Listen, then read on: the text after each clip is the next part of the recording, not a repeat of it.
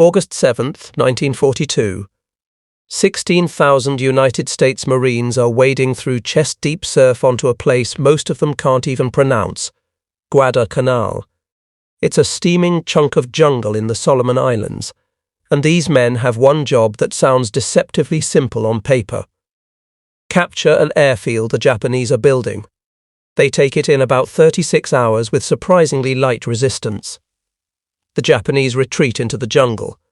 Mission accomplished, right? Absolutely wrong. That's when the real nightmare begins. The airfield they've captured isn't finished. It's barely more than a cleared stretch of dirt. And this isn't just any dirt. This is tropical soil that's been baking under equatorial sun one moment and getting hammered by monsoon rains the next. When it's dry, it's hard as concrete. When it rains, it transforms into something with the consistency of chocolate pudding. The Marines look at this strip and realize they're standing on a problem that could kill them all, because here's the thing nobody tells you about island warfare in the Pacific. You don't win by holding ground, you win by controlling the air above it. And you can't control the air without a working runway. The Japanese know exactly what they've lost. Within days, their bombers are pounding Henderson Field. That's what the Marines named it after, a pilot killed at Midway. But the real enemy isn't the bombs, it's the mud. After every rainstorm, the runway becomes completely unusable. Wildcats and dauntless dive bombers, the only air cover these Marines have, start sinking into the ground. Mechanics watch in horror as landing gear struts disappear into muck. One pilot tries to take off for an intercept mission, and his wheels dig trenches 4 feet deep before his plane even moves forward. He doesn't make it airborne. The Japanese bombers he was supposed to stop, they arrive unmolested 20 minutes later.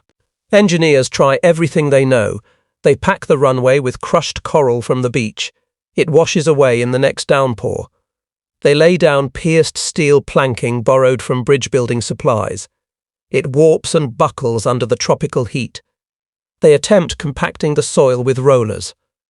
The rollers themselves get stuck. By mid-August, Henderson Field is operational maybe 3 days out of 7. On the bad days, the Marines on the ground are completely exposed. No air cover means Japanese ships can shell them at will. No air cover means enemy troops can be reinforced under cover of darkness. The math is brutal and simple. Without a runway that works in all weather, Guadalcanal falls. If Guadalcanal falls, the entire Pacific offensive stalls for another year, maybe longer.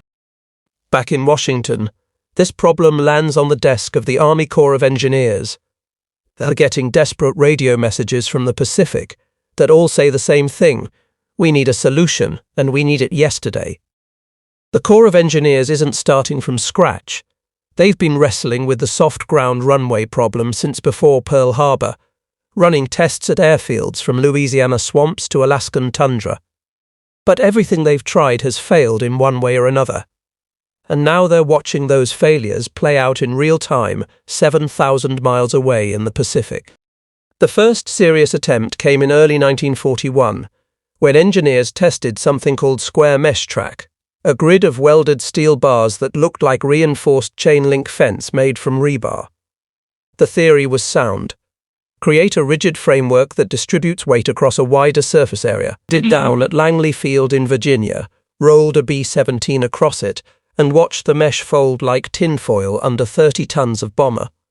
The steel wasn't thick enough to handle the concentrated pressure of landing gear, but making it thicker meant making it so heavy that you'd need a cargo ship just to transport enough mesh for a single runway. Then came the Henderson Mat experiments in spring 1941. British engineers had reported some success using burlap fabric coated in asphalt as temporary roadway material in North Africa. American engineers figured if it worked for trucks, why not aircraft? They soaked thousands of yards of heavy jute fabric in hot asphalt, laid it across soft ground at Wright Field in Ohio, and ran landing tests with P-40 fighters. The first landing went fine. The second landing created ruts. By the 10th landing, the fabric had torn completely apart and chunks of asphalt-soaked burlap were jamming up landing gear mechanisms. The whole concept went into the rejection pile by June. The coral and gravel approach seemed more promising initially because it mimicked natural hard-pan surfaces. In July 1941, engineers constructed test runways using crushed coral aggregate mixed with volcanic rock, materials readily available on Pacific islands. They compacted it with steamrollers until it reached concrete-like hardness. For 3 weeks, it held up perfectly under continuous aircraft operations. Then came the rain.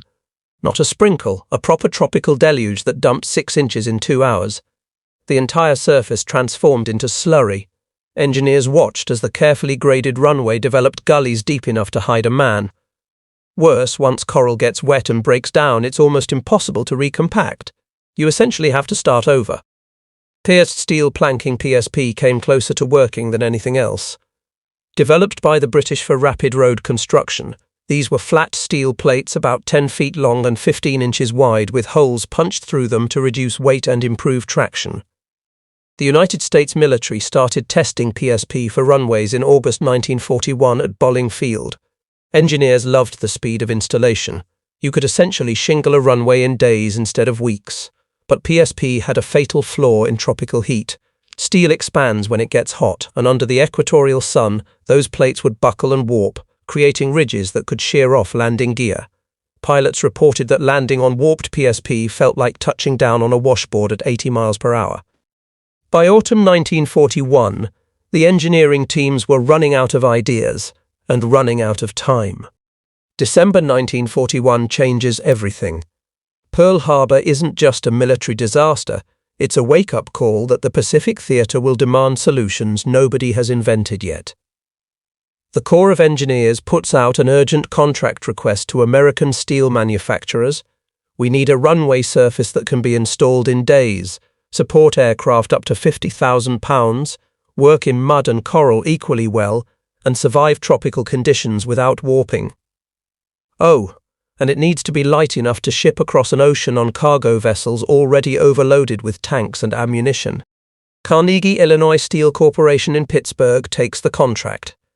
Their lead engineer, James Marston, looks at all the previous failures and realizes everyone has been thinking about this wrong. They've been trying to create a surface that mimics concrete or compacted earth. Marston's insight is simpler. Don't fight the mud. Float on top of it. He starts sketching a design that looks less like a road surface and more like a flexible metal carpet. By February 1942, Marston's team has a prototype ready.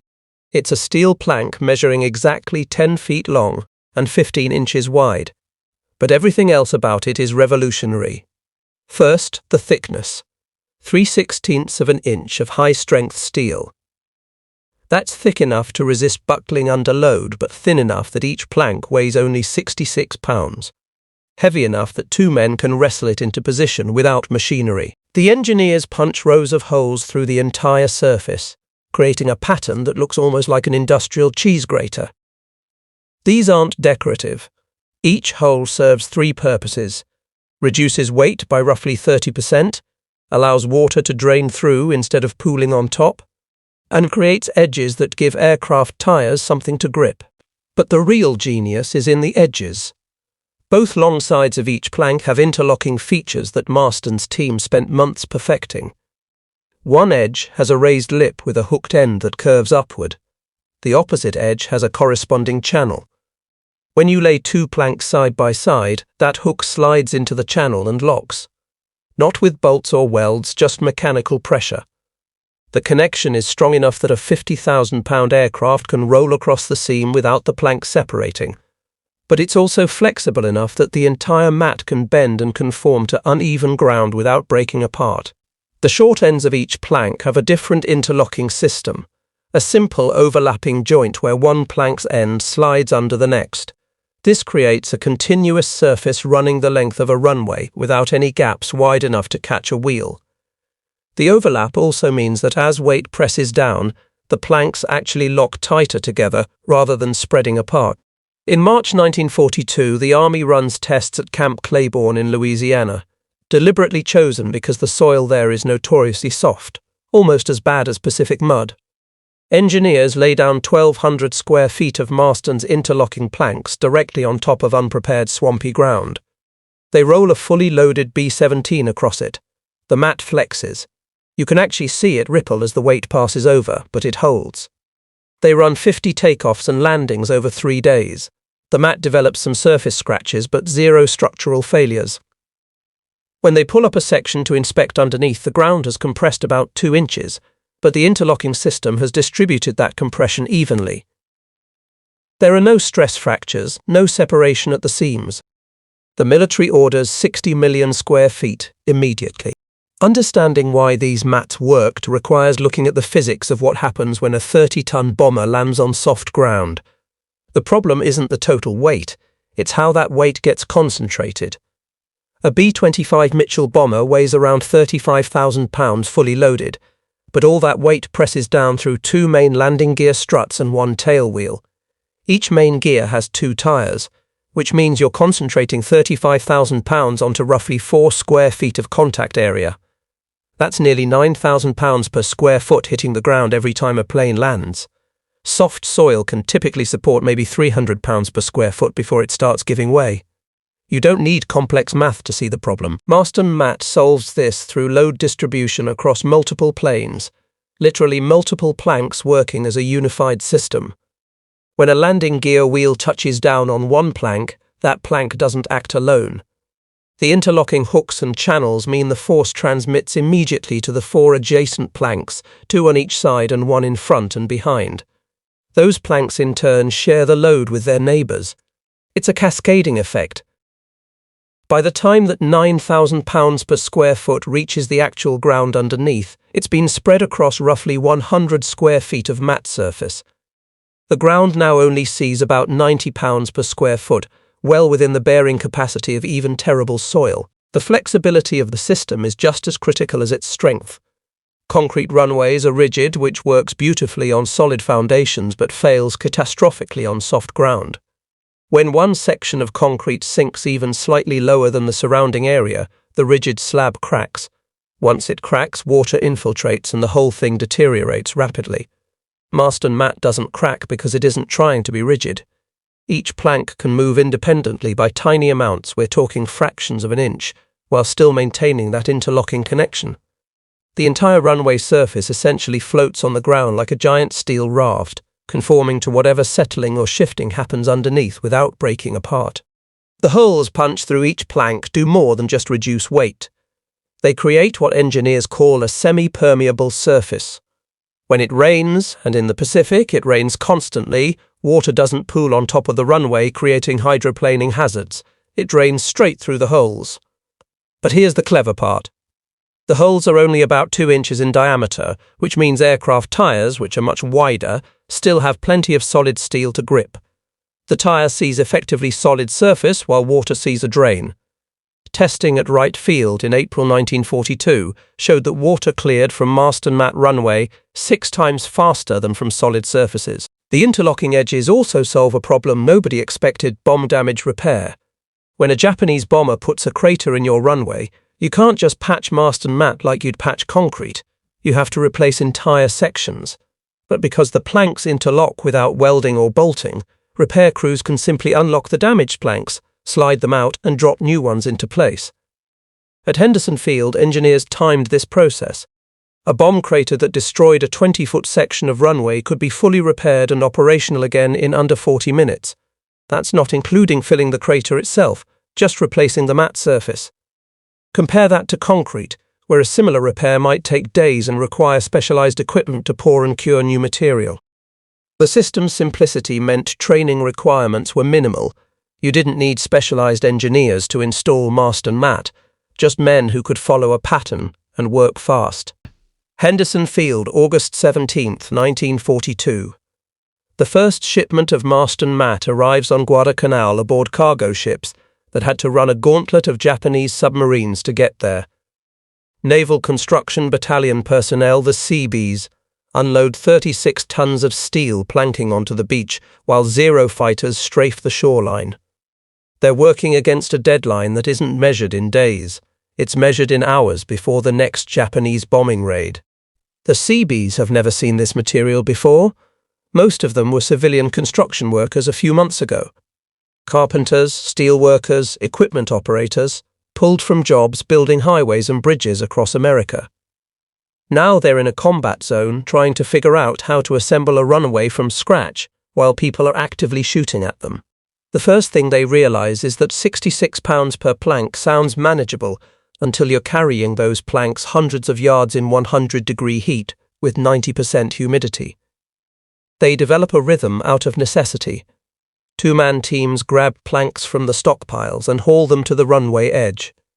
A third man acts as guide, positioning each plank so the interlocking edges line up properly. The first row goes down relatively easy. They're just laying planks side by side on cleared ground. But every subsequent row requires that hook and channel connection. The technique they figure out: tilt the new plank at a slight angle, slide the hook under the channel of the already placed plank, then drop it flat. When it seats properly, you hear a metallic click that becomes the most satisfying sound these men know. That click means it's locked. The work happens in frantic bursts between air raids. Japanese bombers are hitting Henderson Field almost daily, sometimes twice a day. The Seabees learn to watch for spotters. A single reconnaissance plane means bombers are maybe an hour behind. When the call goes out, everyone drops their tools and runs for foxholes. The bombers come over, drop their loads and leave. The Seabees wait 10 minutes for unexploded ordnance to cook off. Then they're back on the runway, continuing where they stopped. If a bomb hits the section they've already completed, they unlock the damaged planks and replace them. If it hits the section they haven't reached yet, they fill the crater with coral and keep laying mat right over it. August 20th, 3 days after the first mat arrives, a section of runway 200 feet long and 75 feet wide is operational. It's not a full runway. Henderson Field will eventually need 5,000 feet to handle bombers safely, but it's enough for fighters. That afternoon, 19 Wildcat fighters and 12 Dauntless dive bombers fly in from the carrier Enterprise. These aircraft, designated VMF-23 and VMSB-232, become the famed Cactus Air Force, named after Guadalcanal's radio call sign. They're landing on a surface that didn't exist 72 hours earlier. The pilots report that landing on Marston Mat feels different from concrete or compacted earth. There's a slight give to it, a flex you can feel through the landing gear. Some describe it as landing on a firm trampoline. That flexibility actually makes it more forgiving. Planes coming in too hard don't bounce as violently because the mat absorbs some of the impact energy. By September 5, 1942, Henderson Field has a complete Marston Mat runway, 5,200 feet long and 150 feet wide. Total installation time, including delays from air raids and artillery fire, 19 days. Traditional concrete construction would have required at least 3 months under ideal conditions, which nothing about Guadalcanal qualified as. Guadalcanal proves the concept, but it's what happens next that shows the true strategic value of portable runways. By early 1943, the United States military is planning an island-hopping campaign across the Pacific that will eventually cover 7,000 miles from the Solomons to the Japanese home islands. Every single one of those islands will need an operational airfield, and they'll need it fast. The Japanese strategy depends on turning each island into a fortress that takes months to capture. Marston Mat collapses that timeline. February 1943, Russell Islands. The Marines land expecting heavy resistance but find the Japanese have evacuated. Within 60 hours of the first troops hitting the beach, Seabees have a fully operational fighter strip laid with Marston Mat. The speed is so shocking that when Admiral William Halsey flies in to inspect it, he asks the battalion commander if they started building before the island was actually secured. They hadn't. They'd just gotten that efficient. The Russell Islands airfield immediately provides air cover for the next leap up the Solomons chain, cutting what would have been weeks of vulnerability down to days. Munda Point on New Georgia Island, August 1943. This one's different because the Japanese are still there, dug into bunkers overlooking the airfield site. The Seabees lay Marston Mat while under direct fire. They develop tactics that sound suicidal but somehow work. Half the battalion lays planks while the other half provides covering fire with rifles and machine guns. Casualties are significant: 14 men killed, 47 wounded. But the runway is operational in 11 days. Marine Corsair fighters start flying missions from Munda while Japanese snipers are still being cleared from the perimeter. November 1943, Bougainville. This is where the military starts experimenting with prefabrication. Instead of laying individual planks, engineers back in Australia start pre-assembling sections of Marston Mat into panels measuring 50 feet by 15 feet. These giant sections get loaded onto LSTs, landing ship tanks, and transported intact. When the LSTs beach at Bougainville, cranes lift these pre-assembled sections directly onto prepared ground. A runway that would have taken 2 weeks to install plank by plank goes down in 4 days. By December, Bougainville has 3 complete Marston Mat runways forming a triangle pattern that allows simultaneous takeoffs and landings regardless of wind direction. The Marston Mat production numbers tell the story of how central this technology became. In 1942, Carnegie-Illinois and 9 other steel manufacturers produced 8 million square feet. In 1943, production hits 40 million square feet. By 1944, it's 60 million square feet annually, enough to build a runway from New York to Philadelphia if you laid it end to end. The military is using so much Marston Mat that it creates a steel shortage for other programs. Tank production gets temporarily reduced because the furnaces are prioritized for runway matting. January 1945, Lingayen Gulf in the Philippines. This operation uses Marston Mat in a way nobody originally intended.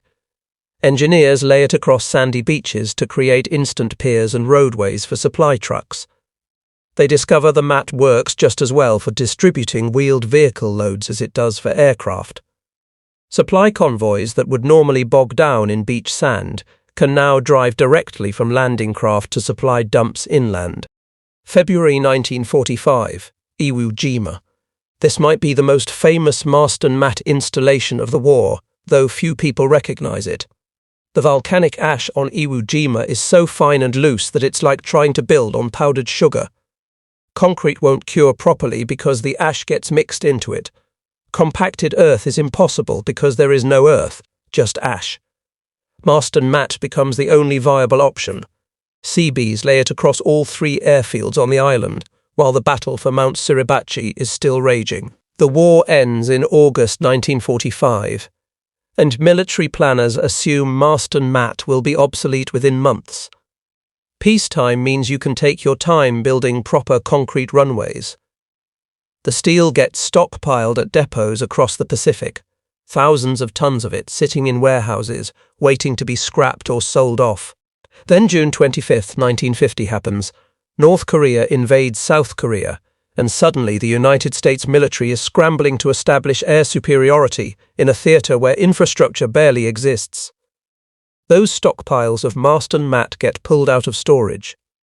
Korea's terrain is completely different from Pacific Islands, mountainous, with brutal winters and soil that freezes solid. Engineers wonder if mat designed for tropical jungles will work in sub-zero temperatures.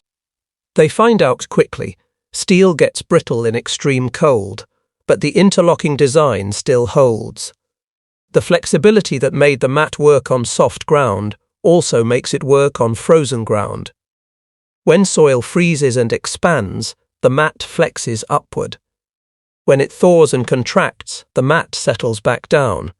No cracking, no separation. Kimpo Airfield near Seoul becomes the test case.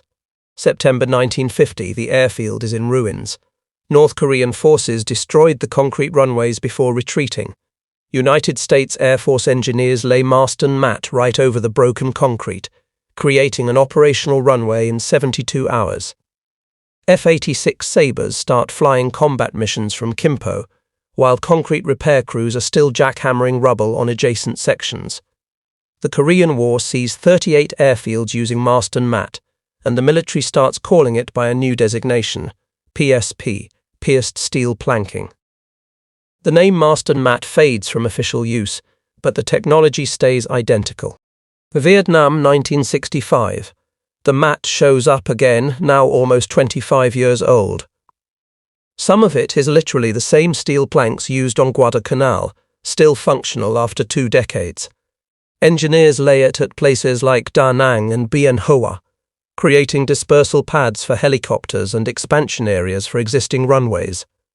The Vietnamese climate, monsoons, extreme heat, acidic soil, is almost identical to the Pacific Islands where the Mat was originally designed to work. It performs exactly as it did in 1942. But here's where the story takes an unexpected turn. After Vietnam, Marston Mat finds its way into civilian applications. Oil companies start using it in Alaska and Canada to create temporary roads and drilling pads across permafrost without destroying the fragile tundra. The same weight distribution principles that prevented bombers from sinking into Pacific mud prevent trucks from melting permafrost. Environmental groups actually support its use because it's removable. When drilling operations finish, you can pull up the mat and the tundra recovers, unlike permanent gravel roads. January 2010, Haiti. A magnitude 7.0 earthquake devastates Port-au-Prince.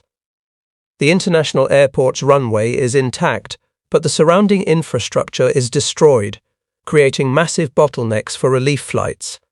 The United States military airlifts pallets of Marston Mat, they're still making it, and lays it across damaged taxiways and parking aprons. Cargo planes loaded with medical supplies and food can now unload and taxi to parking areas that didn't exist 48 hours earlier. The technology designed to fight the Japanese Empire is now saving earthquake victims. Modern military forces still maintain stockpiles. The United States Air Force calls it AM2 matting now, aluminum membrane version 2, because they've switched from steel to aluminum alloys to reduce weight. But the design is recognizable. Same interlocking edges, same perforated surface, same basic concept Marston sketched in 1942. The British Royal Air Force uses it. NATO forces deployed it in Afghanistan to expand parking areas at Bagram Airfield. It shows up in disaster zones after typhoons, floods and hurricanes, anywhere you need instant infrastructure on damaged or unprepared ground. The original Marston Mats are still around too. You can find sections of them repurposed as walkways, bridge decking, even decorative fencing. Some Pacific islands still have operational sections laid during World War II, now weathered and worn but still functional after 80 years. Wars get won by tanks and planes and ships. That's what makes it into the history books and the documentaries. But the reality is that wars get won by the infrastructure nobody sees. The unsexy logistics, the supply chains, the ability to turn a worthless piece of ground into a functional military asset faster than your enemy thinks is possible. Marston Mat changed the fundamental equation of how the Pacific War could be fought. And most people have never heard of it. Before these steel planks existed, capturing an island meant committing to months of construction before that island became useful. You'd seize the ground, then you'd wait while engineers surveyed, graded, poured concrete, and waited for it to cure. During all that time, your forces were vulnerable, and your newly captured island was essentially just expensive real estate. The Japanese understood this calculus perfectly. Their defensive strategy counted on each island taking so long to become operational that American momentum would stall. They'd dig in, make you pay in blood for every yard, and even after you won, you'd be stuck there for months making it functional. Island hopping was supposed to be slow. Marston Mat broke that assumption. Suddenly, you could land on an island and have operational aircraft flying from it within a week, sometimes within days. That changed everything about how aggressive the American advance could be. Islands that were previously strategic liabilities because they'd take too long to develop became viable targets. The Central Pacific Campaign, Tarawa, Kwajalein, Saipan, worked because captured islands could immediately support the next assault instead of becoming expensive pauses in momentum. The numbers are stark. By the end of 1944, the United States military had constructed over 300 airfields in the Pacific Theater. Roughly 220 of those used Marston Mat either partially or completely. Without it, maybe a third of those airfields get built and they take 3 times as long. That means fewer forward bases, longer flight distances for bombers, reduced air coverage for naval operations. The entire timeline of the Pacific War potentially shifts by months, maybe a year. Look at the bombing campaign against Japan itself. The B-29 superfortress raids that eventually forced Japanese surrender flew primarily from the Marianas, Saipan, Tinian and Guam. These islands were captured in summer 1944. By November 1944, just 5 months later, they were launching massive bombing raids against Tokyo. That's only possible because engineers could lay Marston Mat runways capable of handling the heaviest bomber in the American arsenal in a matter of weeks. Traditional concrete construction would have meant those raids start in mid-1945 at the earliest, completely changing the endgame calculus of the war. There's a broader lesson here about innovation under pressure. Carnegie-Illinois didn't invent some exotic new material or revolutionary manufacturing process. They just looked at existing steel fabrication techniques and asked better questions. How do you make strength without rigidity? How do you make lightness without weakness? How do you make complexity simple enough that exhausted men under fire can assemble it correctly? The elegance is in the simplicity: planks that hook together, holes that drain water, steel that flexes without breaking. Military historians often talk about the Pacific War as an aircraft carrier war, a submarine war, a war of logistics. All true, but underneath all of that is a war of engineering problems, solved under impossible deadlines. Marston and his team at Carnegie-Illinois probably saved more lives and shortened the war more effectively than any single weapon system. Not through destruction, but through construction. They figured out how to turn mud into runways, jungles into air bases, and worthless islands into launching platforms. They made the impossible logistically feasible, and in war, logistics is everything. Those perforated steel planks with the simple interlocking edges didn't just build runways, they built victory.